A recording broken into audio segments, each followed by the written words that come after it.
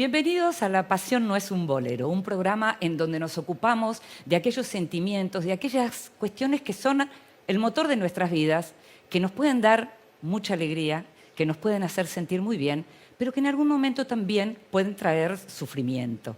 En esta ocasión vamos a estar entrevistando a una persona que sabe mucho, muchísimo más de lo que te imaginás del mundo del arte, que sabe todo lo que tiene que ver con las pasiones en el arte y que es él mismo un ser muy apasionado. Este es José Emilio Burupúa. José Emilio Burupúa es un consagrado ensayista e historiador del arte argentino nacido en Buenos Aires en el año 1946. Doctor en Filosofía y Letras, investigador y docente, Gastón, como lo llaman quienes lo conocen, es sinónimo de arte, erudición y participación en la discusión pública. A lo largo de su carrera recibió prestigiosos premios y es autor de varios libros, entre ellos Cartas berlinesas, La imagen y la risa, Excesos lectores, ascetismos iconográficos, Enciclopedia BS, Historia, Arte y Cultura y el fascinante Historia natural y mítica de los elefantes, escrito en colaboración con Nicolás Kwiatkowski. Gracias, Gastón, por estar con nosotros. Gracias, Inde, por tu invitación. Y te voy a preguntar una vez más por qué te llamó Gastón, si te llamás José Emilio. Porque me llamas Gastón porque ese era el nombre que me quiso poner a mi padre y no pudo. No lo dejaron en el registro civil, en esa época no figuraba entre los santos del santoral, ni era un nombre bíblico y entonces no se pudo. ¿Pero te llamaron Gastón desde siempre? Y sí, porque era el nombre...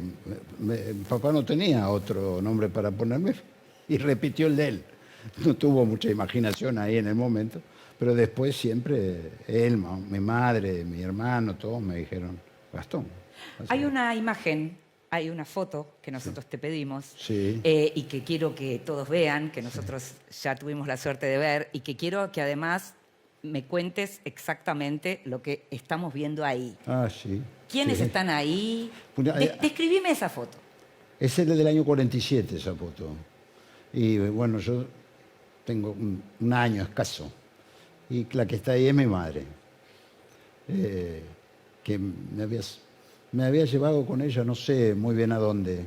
Supongo que a la casa de algún pariente y tomo un taxi y ahí estoy en el taxi. ¿Cómo se llamaba tu mamá? Leonor. Leonor. Leonor ¿Y tu Barbará. mamá cómo era? Como vos sos un gran lector, venís de una casa Sí, en donde se leía sí. mucho. Tu madre era Muy lectora. lectora, Muy muy lectora. lectora. Y hay cosas que yo sigo leyendo hoy porque no las leí cuando me las aconsejó mi madre. Así que... ¿Que te quedaron? Como que... Sí, sí. Tantísimas cosas que...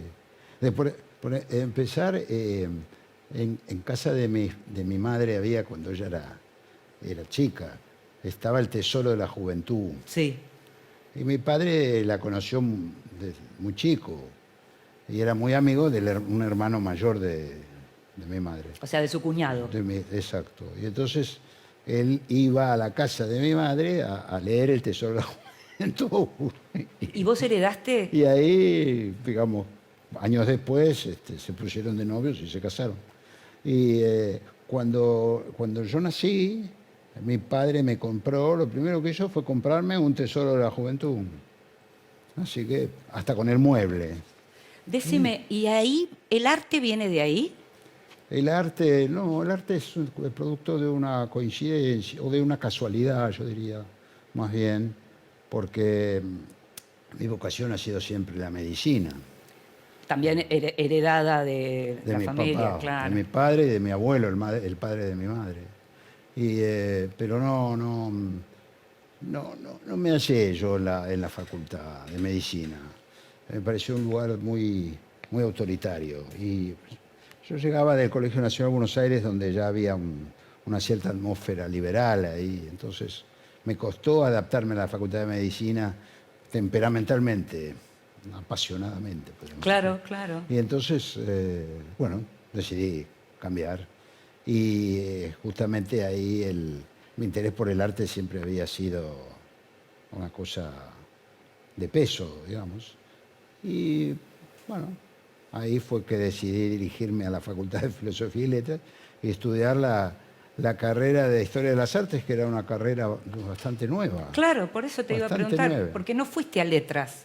No, yo fui directamente Sí. a Historia de las Artes, que así se llamaba. Estaba muy bien pensada, muy bien organizada, porque estaban los cursos de artes plásticas, digamos así, y después estaban los cursos de música, de historia de la música, y los de historia de la literatura. Entonces uno elegía una de estos ejes, Sí. ¿sí? Ahí tenía las 6 materias, eran más las referidas al arte latinoamericano y al arte argentino.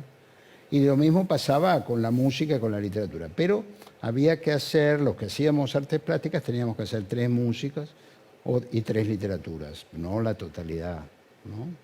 del eje. Pero el podríamos Gastón que llega a la facultad, decir. Sí. ya era lector, ya amaba las artes Y y ya sí, escuchaba música. y sí, claro, porque yo fui alumno del Nacional Buenos Aires y ahí había que leer o leer, Sí. ¿no? Y nos pasábamos tardes enteras en la biblioteca, que es un repositorio magnífico. Que es una belleza, De una además. gran riqueza bibliográfica. Y aparte es un lugar muy lindo, muy lindo.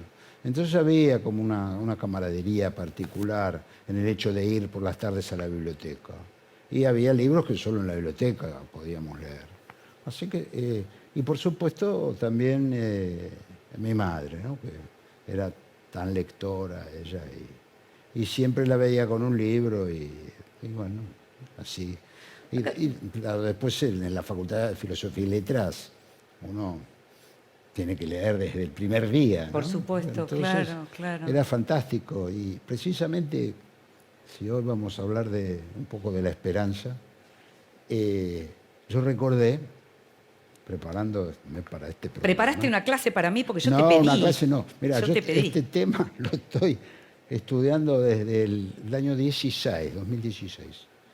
Pero recogido mucho material, algunas cosas he expuesto, ha sido muy discutido, pero yo tengo una gran deuda con un libro que leí en el primer año de la facultad. Sí. Cuando leíamos La Metamorfosis de Kafka para Introducción a la Literatura, que dictaba Antonio Pajés Larraya, Sí. yo tuve de ayudante de prácticos nada menos que a Mirta Arlt. Y entonces, Yo también. ¿También la tuviste a Mirta? Claro, extraordinaria profesora. Muy buena profesora. Y Mirta nos hizo leer, capaz que te hizo leer a vos también. A ver. Para Kafka, nos hizo leer los capítulos que Charles Möller le dedicó a Kafka en una obra muy importante, bastante olvidada, que se llama Literatura del siglo XX y Cristianismo. Charles Möller era un teólogo belga y escribió ese libro magnífico, son 5 tomos. Y en el tercer tomo está, 5 o 6, en el tercer tomo está la parte dedicada a Kafka.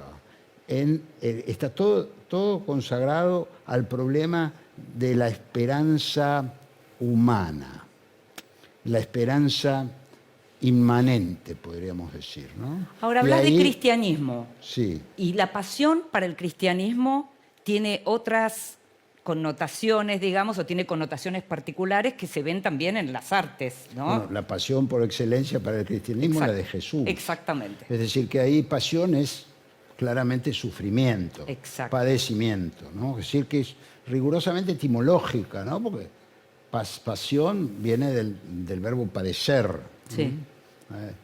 patior. Entonces, es un padecimiento, ¿no? Que ya de los más feroces, ¿no? Como fue la pasión de Jesús. Sí, así que un poco a partir de ahí es que el concepto de pasión está siempre asociado al sufrimiento. dolor, ¿no? A un dolor muy intenso. ¿Y la esperanza dónde aparece ahí? No, la esperanza, porque yo lo estuve en algún momento de mi estudio sobre la esperanza, pensé que podía ser catalogada entre las pasiones, Ajá. pero no. Volví al libro de Möller, me fui a la biblioteca a buscarlo, extraordinario. Tenía las fichas todavía.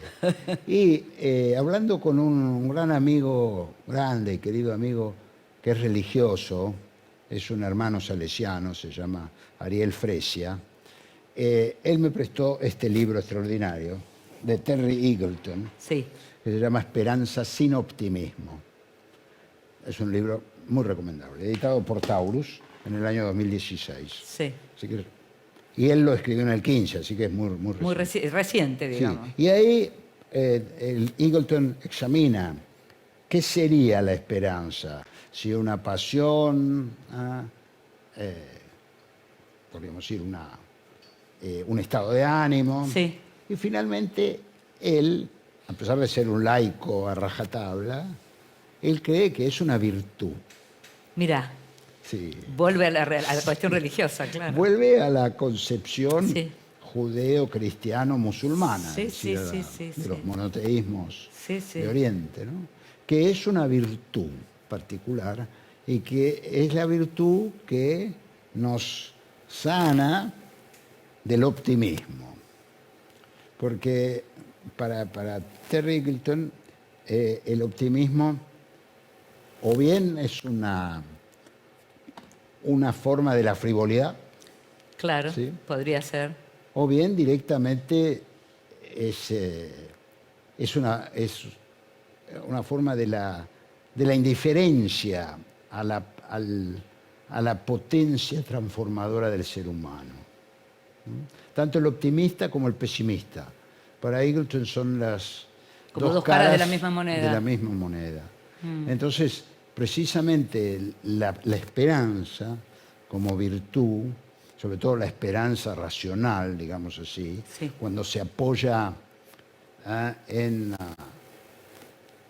no solo en posibilidades, sino en una íntima convicción de que es necesario hacer el esfuerzo para que se produzca lo deseable. Bueno, es indudablemente la virtud que al cultivarla nos libramos de esta comezón algo superficial, que puede ser tanto la del optimismo como la del pesimismo. ¿No? Y que terminan siendo muy perjudiciales para el individuo, ¿no? Pero mucho más para el colectivo, ¿no? Mientras me hablas, me estoy acordando que creo que fue la última vez que nos vimos en la Feria del Libro del año pasado y que entre las cosas que dijiste estábamos como empezando a dejar atrás, afortunadamente, el pánico con la pandemia. Y me acuerdo que dijiste que habías como recuperado una confianza, una fe, una admiración profunda por la cuestión científica. Sí, así es. Sí. ¿Y eso qué tenía que ver? ¿Con un optimismo en relación con la ciencia? ¿Cómo lo engancharías No, con es esto una- que estamos hablando? No es optimismo. A ver. Eso es totalmente racional. Sí, Porque simplemente hacer una especie de balance del debe y el haber. La ciencia, el mundo de la ciencia es uno de los que más ha aportado, creo yo, a la felicidad y al bienestar humano. Sí. Aunque hay deformaciones, desde ya hay grandes peligros, pero es siempre enorme lo que podemos esperar de la ciencia para que alivie nuestros dolores, ¿no? Tanto la medicina como, bueno, el psicoanálisis, ¿eh?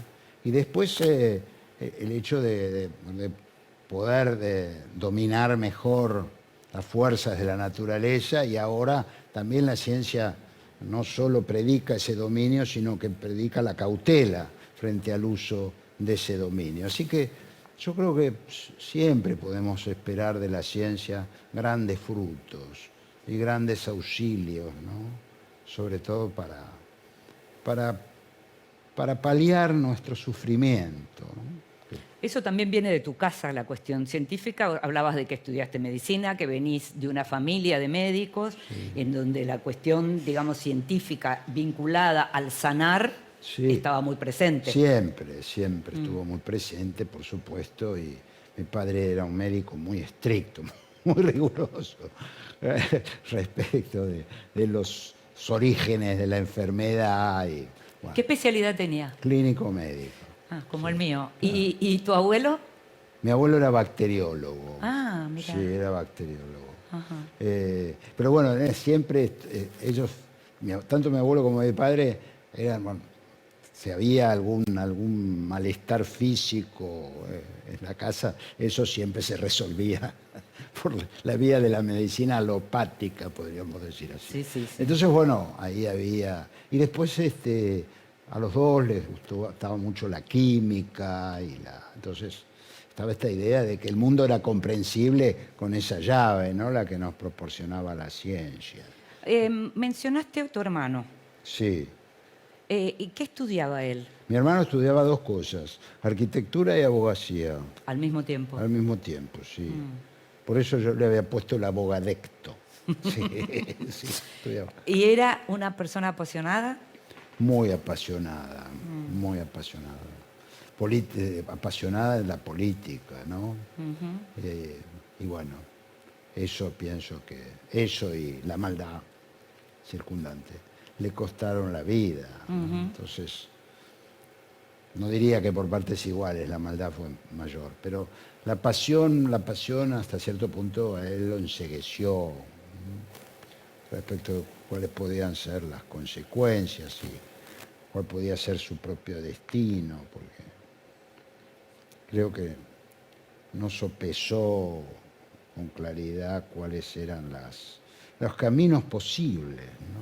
Los caminos posibles. ¿Discutían esto en ese momento, cuando, digamos, Sí, era sí. algo que se discutía entre hermanos? Sí, sí. Pero siempre ¿cómo podría decir? Con suavidad, ¿no? ¿Con amor? Por supuesto, por supuesto. Sí, pero él estaba muy apasionado con eso. Y yo he conservado los libros de su pasión. Ah, sí. Sí, sí, esos. Bakunin, por ejemplo. Sí. Sí, y otras cosas también, ¿no? Pero Bakunin es quizás el más...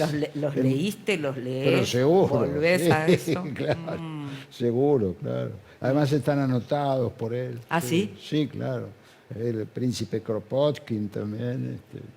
Y después, bueno, desde ya Marx y más acá Lenin, ¿no? Que también era un lector. Ahí estamos hablando de un dolor que no se sana.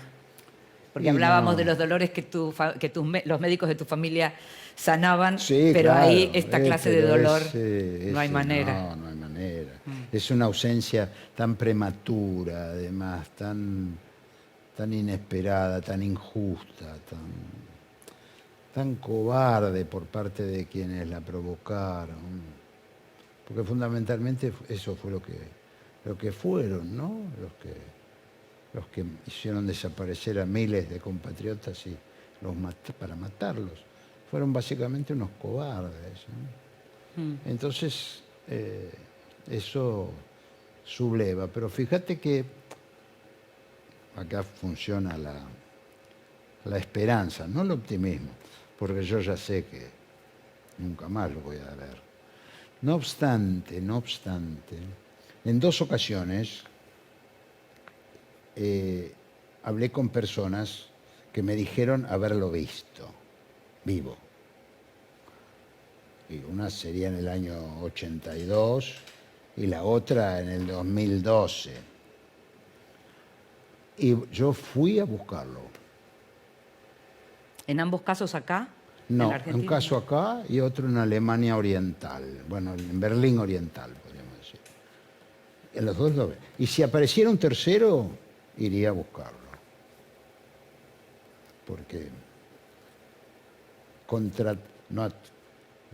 no soy optimista, por supuesto. Pero es la esperanza. Sí, claro, pero es lo que es. Estaría dentro de los posibles más remotos, pero bueno, sí. Iría. Y creo que a pesar de que no parece racional, es muy racional, porque eso me ayuda a recorrer lugares en donde él pudo haber estado. Entonces, ahí hay ciertas reverberaciones. ¿Por qué ¿no? insistís con lo de lo racional? ¿Por qué necesitas remarcar que hay algo de racional en eso? Porque la esperanza la esperanza genuina, no podríamos decir la asociada con el optimismo, sino la esperanza como virtud, puede ser una virtud práctica,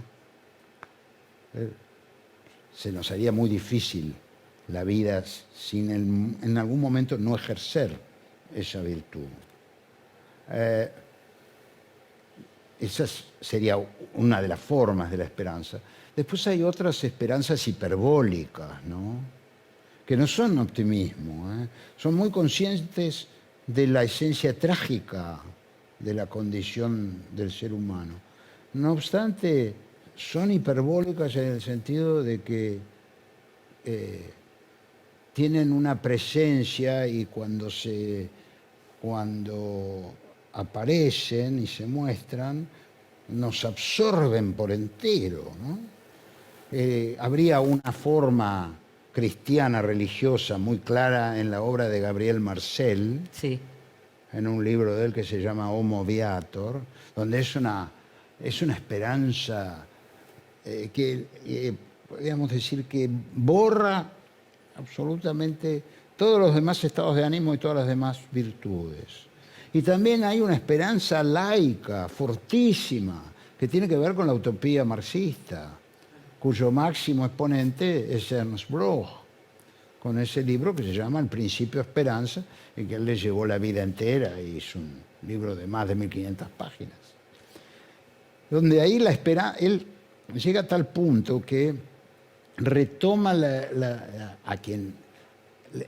texto de Engels sobre la dialéctica de la naturaleza, que es algo completamente arrumbado. Sin embargo, él lo retoma a fin de los 50 para decir que la esperanza está actuante en la naturaleza, además, que es como un rasgo de la fuerza profunda de la naturaleza. Bueno, entonces, ahí serían, tanto Marcel como Bloch, yo creo que serían las formas más radicales de la esperanza. Pero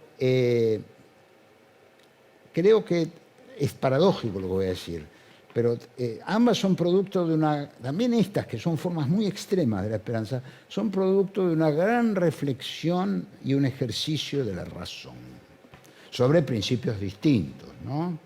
En Gabriel Marcel es una razón cristiana, Sí. que se entreteje con la teología, ¿eh? En el caso de Bloch es una razón dialéctica. Sí, bueno, también digamos, si hablamos de religión, a veces la política es una religión, ¿no? Eso es lo malo. Claro, por eso, o sea, hay algo que tiene que ver ahí con una cuestión de fe que funciona en un lado y en otro. Por eso te preguntaba por la insistencia en lo racional, porque a mí siempre me sorprende, porque haces mucho foco en eso, siempre, y al mismo tiempo tenés una cosa muy apasionada de vínculo con las religiones y con algunas personas vinculadas a las religiones. Recién mencionabas Sí, sí. a un amigo. Es algo que aparece siempre, ¿no? En tus claro. intereses. Sí, sí. Como también tengo muchos amigos entre los apasionados de la utopía política, ¿no? Sí, por supuesto. Ellos son un poco la sal de la vida también, ¿no? Pero vos en los últimos años estás bastante más presente también en la discusión pública y aparecés con opiniones fuertes, contundentes, apasionadas, de las que a veces después te desdecís un poco. Me arrepiento. Claro. Sí. ¿Cómo no me voy a arrepentir? Pero ahí aparece el Gastón apasionado Claro. del foro público, ¿no? Sí. Hay cosas, lo que pasa, querida India, que yo soy un hombre ya viejo, voy a cumplir 77 años, y yo recuerdo lo que era mi país en los principios de los 50 o a lo largo de la década del 50. Y bueno, ¿qué puedo decir? Ahí no se puede ser optimista, decís. Claro, esto es un descalabro tan grande, tan grande. Yo recuerdo cuando mi abuela me llevó a Europa, que era en el año 59, 60, y fuimos a España. España era un lugar gris, Claro. un lugar triste, con mucho miedo en la sociedad. Y después de la Yo guerra puedo civil, decirlo claro. porque mi abuela tenía parientes allí, fuimos a la casa de los parientes. Y era un lugar muy hostil, muy hostil. esa presencia permanente de la Guardia Civil Claro. con esos sombreritos de hule. No, no, era... Y después fuimos a la casa de mi tía, que era la hija de mi abuela, que se había casado con un francés, fue su marido toda la vida, y vivían en París. Y también París era un lugar muy gris en esa época, ¿no? Por ejemplo... Vos decís que la marca de la guerra todavía estaba muy fuerte. Y yo Claro. creo que sí, Claro, claro. yo creo que sí. Y a pesar de que yo era un pibe de 14 años, algunas cosas las veía. Por ejemplo, me llamaba la atención, ¿sabes qué? La dentadura. Porque acá yo nunca había visto personas desdentadas. Era muy raro eso. Claro, claro. Será la buena alimentación, que había ya un sistema de salud, ¿no es cierto? Sí, sí. Ya en los 40, en los 50, más todavía. Yo no me recordaba, entonces me llamó la atención eso, ¿no? A tu edad, además. Claro, porque era una cosa demasiado visible, Sí, sí. demasiado visible. Y entonces volver a la Argentina, yo deseaba volver acá y bueno, era otra cosa, era otra cosa. Además, eso que se vivía, no en Francia se vivía una libertad Sí. de la que nosotros tomábamos ejemplo en esa Sí, sí. época, ¿no? Pero la opresión de España era oscura en la ese dictadura momento. Claro, franquista claro. era una cosa que nosotros no habíamos conocido nunca. Claro, claro. Eso solo fue, yo diría, con la dictadura militar del 76, ¿no? Algo parecido, ¿no? Decís Madrid y decís Francia, París, con tu abuela. ¿Fuiste a los museos ahí por primera vez? ¿A esos museos, Sí. a los museos de esas ciudades? Sí, claro, ahí fue extraordinario. Mi abuela era una mujer muy moderna, muy moderna. Entonces, cuando llegábamos ahí, me dice, bueno, ahora te organizás bien lo que querés hacer y lo haces solo. Sí. Entonces, ahí dice, mira, podés ver esto, aquello. Por supuesto, ya incluyó los museos. Y así fue, así fue. Y me pasaba jornadas enteras en el Prado. El Prado fue una cosa fascinante. ¿Qué te acordás? ¿Qué es lo primero que te acordás de haber visto, por ejemplo, en el Prado? O sea, o ¿cuál es la obra a la que volvés permanentemente en Y ese bueno, museo? el Jardín de las Delicias, sí, las meninas. Eso me mataron, me mataron. Porque en esa época era un poco escenográfico, pero claro, ahora no, sería inconcebible organizar de esa manera la exhibición de ciertas piezas. Pero en esa época, para ver las meninas, uno tenía que entrar a un recinto, una pequeña sala, donde se topaba primero con el espejo. Ah, Entonces, uno se sorprendía sí. de la sensación de vida que te daban esos personajes en el espejo. Y uno se daba vuelta porque pensaba que era gente que se había dado vuelta a ella para mirar tu entrada. Y se encontraba con las meninas. ¿Y qué era esa apuesta? ¿Qué era esa forma de No lo curaduría? sé, no lo sé. Ah. Era la instalación de Sí, los sí. años, fin de los 50, principios de los sí. 60. Era una cosa muy impresionante, un gran efecto. Claro, ¿no? claro. Pero eso, por supuesto, imagínate, un muchacho de 14. Y después el Jardín de las Delicias, que además uno podía acercarse mucho en esa época. Y justamente cuando yo fui al Prado, había un pintor que estaba copiando el Jardín de las Delicias. Y entonces digo, ay, ¿quién le encargó esto? Me dice, pues esto me lo encargó un argentino. ¿Un argentino? Digo, sí. Pues sí, es un psicoanalista que viene a instalarse aquí. ¿En el año serio? 60, sí. La decoración era haberle pedido a este hombre... Pero lo estaba copiando Idéntico. idéntico, maravillosamente. Porque además utilizaba la técnica flamenca. Lo O sea, hacía era alguien que sabía. sobre tabla, lo hacía, Sí. sobre tabla, y luego colocaba las luces, ¿no? Hacía el gran dibujo con el claroscuro, Y después lo primero que hacía era colocar al temple lo que podríamos decir los blancos de las partes más luminosas. Y luego él trabajaba, él completaba el temple primero y luego trabajaba con las veladuras del óleo, como había hecho, se presume, el método de Van Eyck y después de todos los flamencos. Claro, claro. Entonces era una cosa deslumbrante verlo trabajar. Qué maravilla. Yo fui 3 veces para verlo y hablar ¿Esa con vez? él. Sí, para verlo y hablar con él porque era una cosa fantástica. Es un libro ese. ¿Cómo? Es un libro, ¿Qué cosa? esto que estás contando. Que podría escribir un libro. Y sí, podría. Pero aprendí cómo me gustaría saber quién era este hombre. Es muy hermosa historia. Quién era, porque realmente él me mostró cómo era la técnica Entiendo. de los flamencos y lo hacía, pero era una cosa perfecta. Vamos a ir a una pausa. Sí, claro. Y me vas a seguir contando porque ahora quiero que me cuentes qué viste en el Louvre aquella vez Sí. y que te Pero hablemos fascinó. un poco de la esperanza también. Vamos a seguir hablando de la esperanza. Ya volvemos.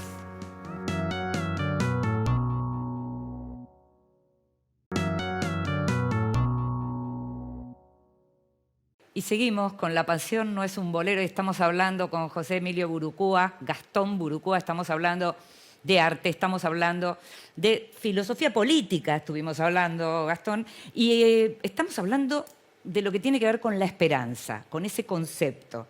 Pero me estabas comentando lo que tenía que ver con la pintura en el Prado y yo te dije que quería que me contaras Sí. que habías visto en el Louvre que también en ese momento te haya fascinado, ¿no? Mira, por supuesto que lo primero que uno hacía en esa época era ver los grandes hits, digamos Claro, así, ¿no? claro. La Victoria de Samotracia, la Venus de Milo, la Gioconda, desde ya. Pero a mí una de las cosas que más me impresionó fue el conjunto de pinturas que hizo Rubens para María de Medici, la madre de Luis XIII. Ese conjunto estaba exhibido entero en una sala. Y ya de chico eso te deslumbró. Eso me pareció fantástico. Mirá. Uno se podía acercar y ver las texturas de la carne, ¿no? Cómo era la carne trémula de una mujer cuando abandona la juventud y ya se ha hecho madura, la carne rozagante de una muchacha, la carne, por decir, fuerte del hombre maduro, la carne del niño, todas esas texturas. Y después lo mismo los materiales, los metales, la diferenciación por medio de la pintura del bronce, del hierro, del oro. Entonces me pareció que era como una fábrica de ilusiones extraordinaria. Hubiera querido dominar todos esos procedimientos como lo hacía este muchacho con su taller, indudablemente, porque son enormes cuadros. Y después también me llamó mucho la atención en ese momento la encajera de Vermeer. Me gustó mucho ese cuadro. Y alguno que él escriba en la parte egipcia, ese me deslumbró, esa vida que tiene todavía hoy, ¿no? Esa escultura. Ahí con Vermeer te pasa, porque haces mucho hincapié en lo de estar cerca de la obra, en que en ese momento decís uno se podía acercar Sí. más, hablas mucho de la textura. En el caso de Vermeer hay algo con con la luz, me imagino que debía resultar Sí. completamente ya fascinante. No, por Ah. supuesto. Esa cosa sí, esa cosa como corpúsculos, ¿no? De luz donde él concentra. la Sí, luz. sí.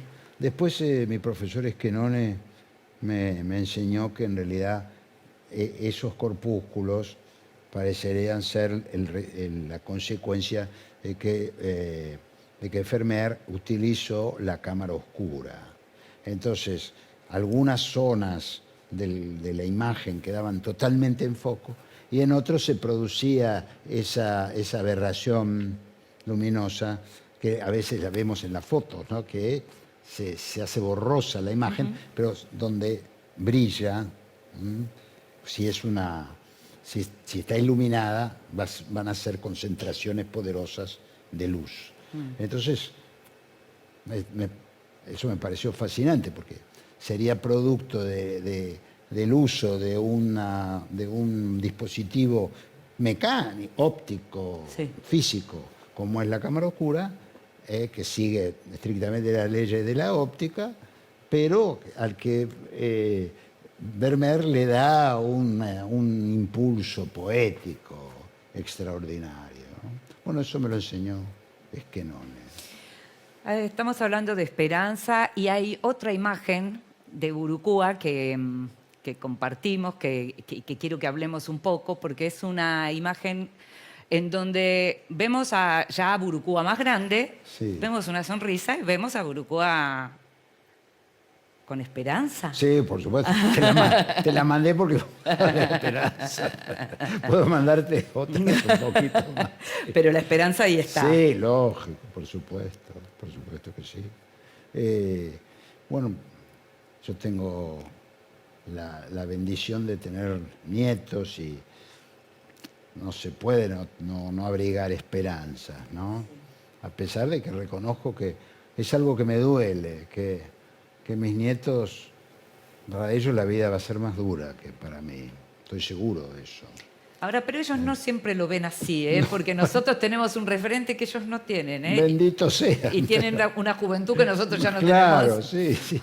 Pero claro, yo veo que va a ser más difícil la economía. Sí. ¿Sí?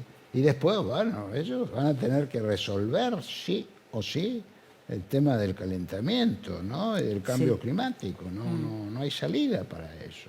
Y eso va a exigir enormes esfuerzos, privaciones, cambios poderosísimos. Y en algún momento pensar que el crecimiento tiene que detenerse, por lo menos un periodo largo, ¿no?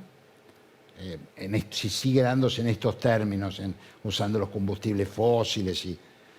¿Y qué clase de Entonces, esperanza tenés en relación con eso? tengo la esperanza en la inteligencia, Claro. en la inteligencia humana, por supuesto, ¿no? En la capacidad, en la resiliencia también, ¿no? También a veces, conociendo la historia, digo, bueno, si en algún momento se vencieron enfermedades espantosas, Sí. ¿no? Como la parálisis infantil, el SIDA, el propio COVID-19, ¿no? Bueno, entonces eso me da grandes esperanzas, ¿no? Y además también desde el punto de vista político, pues a ver que se haya podido vencer a un monstruo como Hitler, ¿no? Esa es gente que se unió para vencerlo, ¿no? Eso es un momento Ahora, estelar de la historia vos humana. sos muy lector y sos de leer las noticias no solo de lo que pasa en la Argentina, sino de lo que pasa en el mundo. Sí. Y uno ya hace varios años que escucha gente que dice, que habla de nuevo del huevo de la serpiente, del 30, que comparan, digamos. Sí. ¿Vos válido. qué pensás? Es válido, ¿eh? Por eso te pregunto. Sí, es válida esa comparación porque, claro, no hay que no hay que repetir aquellos errores, ¿no? De los años 30. Y en muchos aspectos nuestra situación se parece Sí. a esa, ¿no? La gran crisis del 29-30 tiene muchos puntos de contacto con la crisis del 2008-2010. Sí, 2009. Entonces, y después que aparezca en un país como los Estados Unidos, con una democracia tan consolidada, ¿no? Y un régimen jurídico y de división de poderes tan afianzado, que aparezca una especie no quiero adjetivar, pero Lo nombramos. Bueno. Decís Donald Trump y ya está. que aparezca Donald Claro, Trump es una cosa alarmante. Claro, ¿no? claro. No solo que aparezca, sino que siga teniendo vigencia. El Que caso pueda volver, digamos. Claro, bueno, el caso de Brasil, que apareció Bolsonaro, también es una cosa espantosa. Pero podría uno decir, bueno, pero ahí el margen, la democracia brasileña es indudablemente más débil O más fresca. más deshilachada que la democracia norteamericana. Bueno, ahora, la gran democracia, la primera que ha sido la inglesa.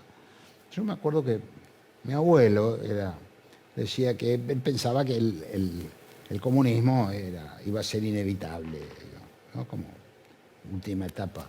Y que decía, pero yo tengo dudas de que Inglaterra y Estados Unidos, ellas puedan permanecer hasta el final.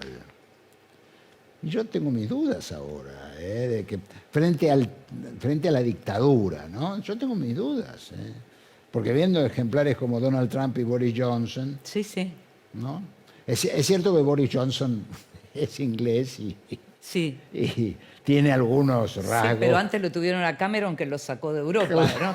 Que los persuadió de salir de Europa, si vamos al caso. Cosa, ¿no? Sí, Con sí. lo cual Claro, sí, bueno, los pueblos se tenemos siguen viendo esa- cosas Sí, raras. como complicadas. Entonces, Por eso insisto con lo de la esperanza. ¿En qué podemos tener esperanza? A mí me gusta cuando vos hablas de los jóvenes, porque yo también pienso que los chicos más jóvenes tienen una frescura Sí. de pronto y no tienen la melancolía de lo que fue. claro, sí.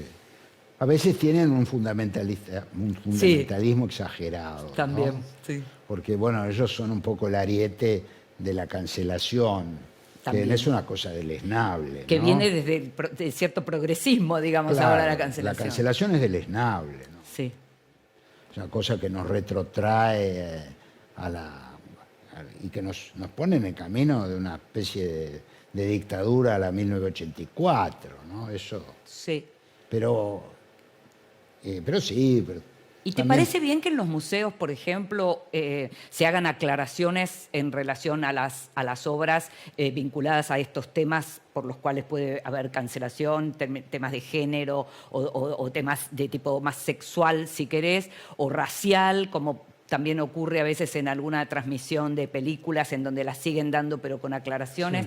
¿Te parece válido eso? ¿No se toca la obra? No se toca la obra, lo que se hace es que se le hace como una curaduría, digamos, en donde la obra queda tal cual y al lado figuran estas aclaraciones. ¿Eso te parece bien?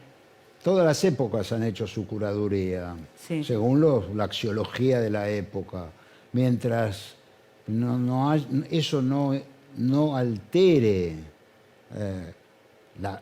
la forma visible o la forma audible o las formas poéticas de la obra. Es el espíritu del tiempo, ¿no? Pero eso, no, que se haga. Está la obra ahí siempre, ¿no? Habla la obra por sí, decís. No sé si habla, pero no diría yo eso.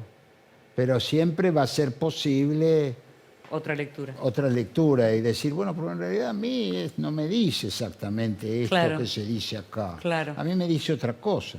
Entonces, mira, hay un cuadro de es un holandés, no recuerdo su nombre, de fines del siglo XVII, extraordinario, que está en el Museo de Estrasburgo. Y es una mujer africana, negra, que es violentada por 3 blancos. Bueno, es un cuadro extraordinario, de una violencia narrada, ¿no? Sí. Y de una potencia visual. Sí, por supuesto que... Requiere de algún tipo de... Yo no hoy, sé si... hoy. No sé si requiere, porque es tan obvio el mensaje de que eso era una situación abominable hasta para los hombres de esa época, los varones de esa época, que bueno, sí se puede decir, pero sería como redundante, ¿no? Entiendo. Es decir, ahí la obra, lo que transmite la obra es aplastante. Sí, no, me acuerdo cuando empezó el tema de la cancelación, uno de los primeros escándalos tenía que ver con que pedían que sacaran los cuadros de Balthus en los que aparece la nena, la vecinita, ¿te acuerdas? Claro, sí, claro. Porque eran, sí. Y medio que lo resolvieron haciendo como algunas aclaraciones en ese sentido. Está bien, sí, sí. Así que no veo por qué no, porque es el espíritu del tiempo, ¿no? Eso seguramente va a cambiar en una generación, se pondrá otro tipo de marco conceptual alrededor de las obras. Pero si no se altera la obra, ¿no? Y no se la censura, no se prohíbe, yo creo que no tengo nada que objetar, no tengo nada que objetar. Claro, bueno, en términos de la literatura lo que sí se ve son programas que van cambiando y que eliminan aquello que les parece poner Mark Twain, Sí. por una cuestión del racismo, Sí. como si quitándolo del programa dejara de haber existido, Sí, con sí. perdón de cómo lo estoy formulando, Sí. por un lado, y por otro lado, quien se opone a eso dice que en realidad es como negar las luchas que terminaron haciendo que eso... No existiera más. Claro, exacto. Claro, sí, por supuesto, desde ya. Pero bueno, ahí hay marcos que ayudan bien. Bien, eso es lícito. Mientras no termine directamente en una adulteración del Entiendo, objeto y en una negación de que eso ha existido y ha tenido otras valencias diferentes para quienes vivieron en el pasado. Por eso el tema de espíritu de los tiempos del que estás hablando. Tenían una valencia distinta. Yo tengo que reconocer que cuando leía Mark Twain, las aventuras de Tom Sawyer y las de Huckleberry Finn, cuando cumplí 8 años, mis amigos del colegio me regalaron el Tom Sawyer y me lo devoré. Y yo me reía a carcajadas, me reía a carcajadas. Y lo mismo las aventuras de Hook. Sí, no paraba mientes. Pero claro, aparecían ahí esos niños, nietos de esclavos ya. Y eran personajes de simpatía desbordante. Pero yo no me daba cuenta de que ahí había también, si hoy lo leo, sí, pero que había también una relación de servidumbre o de sumisión. ¿Sí? Pero bueno, en esa época se leía de esa forma, ¿no? En esa época también habría gente que tenía esperanza en que eso dejara de existir. Claro. Por supuesto. Y por eso esas luchas, digo, Claro, también, ¿no? por supuesto, sí. Y bueno, si a alguien se lo advertía, se daba cuenta. Sí, claro. Se daba cuenta y bueno. Claro, sabía que estaba mal. Y sí, que quería luchar por la igualdad. Dice, bueno, no voy a decir que evitaba esa lectura, no, pero sí advertía. Ah. Entre las cosas que te gustan hacer es compartir lecturas. Vos compartís lecturas en tu casa. Sí, con mi mujer. Con tu mujer. Sí, claro. Eso sigue ocurriendo. Ella te dice, tenés que leer esto. Mira, léete esta página. Yo me leo la página y me hago unas buenas composiciones de lugar. Ella te ahorra. Sí, no, porque uno no tiene tiempo. Por supuesto. Es impresionante la masa. Y me dice, no, ¿Y vos confiás? Sí. Con devoción. Sí, no sé por qué lo dice en italiano. Me dice, guarda, questo va letto. Entonces yo sé que esto hay que leerlo. ¿Sí? Y lo leo, sí. Pero ella transita primero por ahí, por otras que me da para leer páginas. ¿Sí? ¿Y vos no le decís a ella esto? No, porque lo mío es una lectura, sobre todo es una lectura más que nada histórica, de textos a los que hay que cribar mucho para encontrarles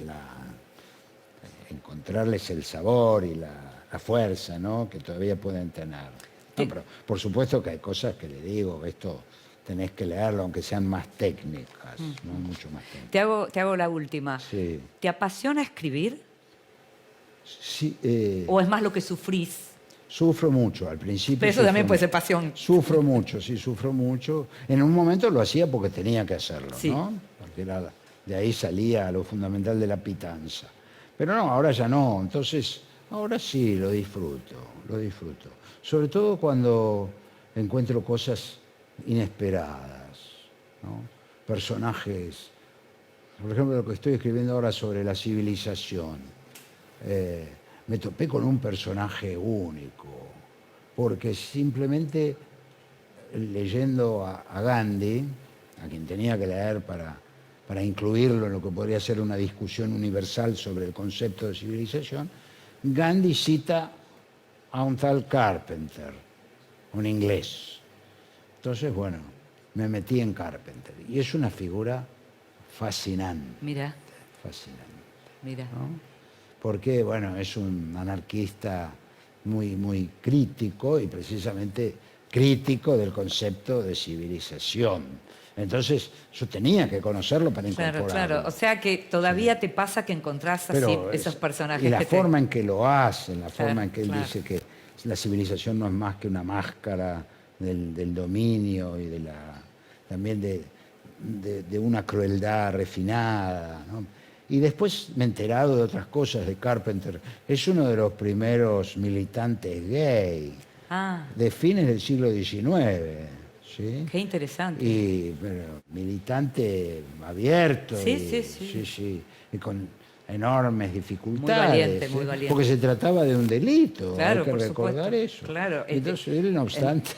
Era inglés, decís. Sí, inglés, Claro, pero claro. extraordinario con esa flema inglesa, Claro, ¿no? claro. De poder enfrentar a la policía, a los jueces. Maravilloso. Ya te leeremos Es entonces. un personaje, pero no hablo de ese aspecto, así que recuérdenlo a Carpenter. Vean a Carpenter porque es un hombre que vale la pena. Guarda, guarda, Sí, como sí, te diría sí, Aurora. exactamente. Y questo va detto. Muchísimas gracias, Gastón, por estar Gracias a con vos nosotros. por tu invitación. Muchísimas gracias. Espero no haber aburrido A con mis mí, obsesiones. seguro que no. Creo que a los demás tampoco. Muchas gracias. Y a ustedes los esperamos en el próximo programa de La Pasión no es un bolero. Gracias por estar ahí, ¿eh?